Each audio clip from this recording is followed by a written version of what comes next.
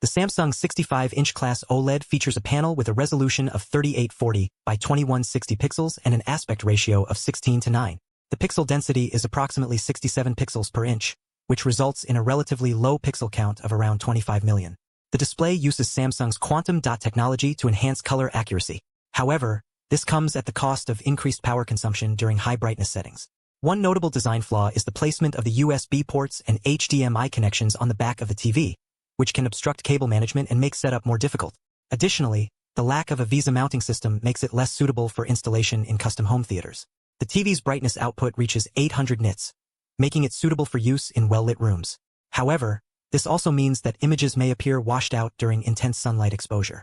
In terms of sound quality, the built-in speakers are adequate but lack the depth and nuance required for a truly immersive viewing experience. The Samsung 65-inch class OLED runs on Android TV 12, which provides access to various streaming services. However, some users have reported issues with app availability and performance on this particular model. Overall, the Samsung 65-inch class OLED offers a solid viewing experience but is marred by design flaws and limitations in certain areas such as brightness and sound quality.